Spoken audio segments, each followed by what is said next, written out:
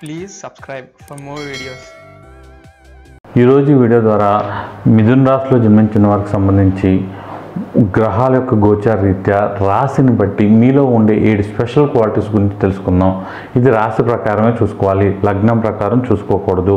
ఎప్పుడు కూడా గోచార ఫలితాలు రాశి ప్రకారమే చూసుకోవాలి. కొంతమంది జ్యోతిష్యం చెప్పడం చేతకాక లగ్నం బట్టి చూసుకోమంటున్నారు, పిచ్చి పిచ్చిగా కన్ఫ్యూజ్ చేస్తున్నారు. రాశిని బట్టే చూసుకోవాలి. అయితే మిథున రాశి వారికి ఈ లక్షణాలు అనేవి 1వ స్థానాధిపతి, 3వ స్థానాధిపతి, 5వ స్థానాధిపతి, 9వ స్థానాధిపతిని బట్టి వచ్చే అవకాశం ఉంటుందన్నమాట. ముందుగా మిథున రాశి వారు బుధుడు రాశ్యాధిపతి కావడం వలన తెలివిగా ఉంటారనమాట.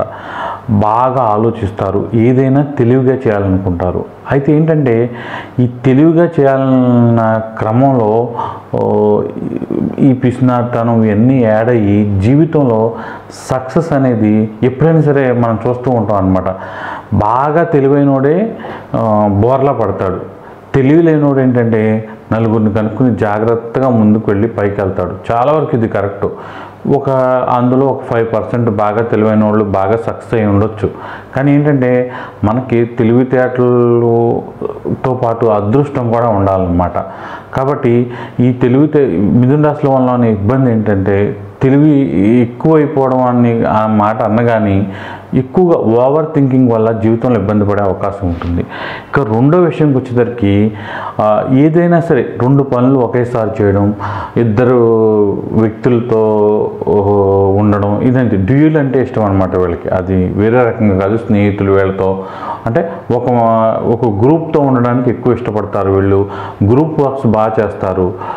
ఏదైనా సరే టీం లీడ్ చేయడం కానీ, ఎక్కడైనా వ్యాపారం చేస్తూ 4-5 వాళ్ళ కింద పనిచేసిన ఒక మేనేజర్లుగా ఈ పోస్టుల్లో ఉంటే వీళ్ళు బాగా మంచి పేరు తెచ్చుకునే అవకాశం ఉంటుంది. అలా సింగిల్గా ఏదైనా విషయాన్ని డీల్ చేయాలంటే, ఒక సాఫ్ట్వేర్ సంస్థలో చిన్న ప్రోగ్రామ్ని డీల్ చేయాలన్నా వీళ్ళకి కొంచెం భయంగా ఉంటుందన్నమాట. అదే పక్కన 2-3 ఉంటే మాత్రం వీళ్ళు బాగా యాక్టివ్గా ఉండే అవకాశం ఉంటుంది. ఇక మూడోది ఏంటంటే వీళ్ళకి పగలు ప్రతీకారాలు అనేవి చాలా తక్కువగా ఉంటాయి అన్నమాట. ఒకవేళ ఉన్న అవి మనసులోనే ఉంటాయి తప్ప ఇక్కడ ఏదో చేసేయాలి, ఎవరిని ఏదో అనాలనే ఉండదు. కంట్రోల్డ్గానే ఉంటారు. నేను ఇంత చేసినా సరే వాడు విలువ లేదురా అని ఒక మాట చెప్పి వదిలేస్తారు తప్ప ఎక్కువగా పెట్టుకోరు. చాలా వరకు మళ్ళీ మనతో మాట్లాడిన వ్యక్తులను కూడా పలకరించి మాట్లాడుతూ ఉండే అవకాశం ఉంటుంది. అయితే వీళ్ళు ఎక్కువగా తల్లి చాటు బిడ్డల్లా ఉంటారు. తల్లి చెప్పినట్టు కొంతవరకు ఎక్కువగా మిథున రాశి వారు వినే అవకాశం ఉంటుంది. ఇక 4వ విషయానికి వస్తే వీళ్ళు బాగా మాట్లాడతారు.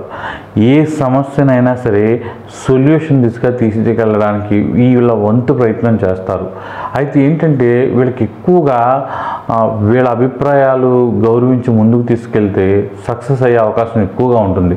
అలా కాకుండా వీళ్ళు తండ్రి చెప్పినట్టు తల్లి చెప్పినట్లు చేయాల్సి రావడం వలన వీళ్ళకి అది నచ్చకపోవడం వలన జీవితంలో వెనకపడిపోవడానికి ఇదే మెయిన్ కారణం అవుతుంది. కాబట్టి మిథున రాశిలో జన్మించిన వాళ్ళు ఓన్గా వాళ్ళ కెరీర్ను సూట్ చేసుకుని వెళ్ళిపోవడం మంచిది.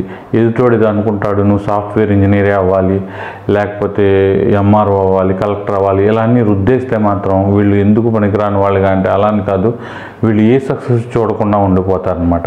ఇక 5వ పాయింట్కి వస్తే మిథున రాశి వారి మానసిక స్థితి అనేది మనం వెంటనే కనిపెట్టేయచ్చు అనమాట. చాలా వరకు నవ్వుతూ ఉంటారనమాట. ఎప్పుడూ కానీ వీళ్ళకి కోపం కానీ చిరాకు కానీ వచ్చే అవకాశం ఉండదు. అది ఫేస్లో చూసేసి మనం వెంటనే రికగ్నైజ్ చేసే అవకాశం ఉంటుంది. వీళ్ళు ఇక 6వ పాయింట్కి వస్తే వీళ్ళు ఎప్పటికప్పుడు అప్డేట్ అవ్వాలని కోరుకుంటూ ఉంటారు. తెలివిగా పనులు చేయాలని ఆశపడుతూ ఉంటారు. ఈ తెలివిగా పనిచేయాలని, ఏదో డబ్బులు ఎక్కువగా సంపాదించాలని ఎక్కువగా తిరుగుతూ ఉంటారు, ఆలోచన చేస్తూ ఉంటారు. కానీ వీళ్ళ దగ్గరికి వచ్చేసరికి ఏంటంటే వీళ్ళు అనుకున్నట్టుగా అన్నీ జరగక తికమక పడుతూ ఉంటారనమాట. ఇక 7వ పాయింట్ ఏంటంటే వీళ్ళకి కొంచెం స్త్రీల పట్ల, స్త్రీలైతే పురుషుల పట్ల ఆకర్షణ అనేది ఎక్కువగా ఉంటుంది. వీళ్ళు ఎక్కువగా మ్యారేజ్లో ఉన్నప్పటికీ కూడా డ్యూయల్ అనేది కోరుకునే అవకాశం ఎక్కువగా ఉంటుంది. ఇదేదో మళ్ళీ సంసారాల్లో చిచ్చుపెట్టే అవకాశం ఉంటుంది. అందరికీ కాదు, కొంతవరకు కొంతమందిలో మాత్రం ఉంటుంది. అయినప్పటికీ కూడా అది మనసులో ఉంటుంది తప్ప వీళ్ళు ఏదో తప్పులు చేస్తారో అలా అని కాదనమాట. ఇప్పుడు శని భాగ్యస్థానంలో ఉండడం వలన కొంతవరకు ఏంటంటే కంట్రోల్ అనేది ఎక్కువగా ఉండే అవకాశం ఉంటుంది.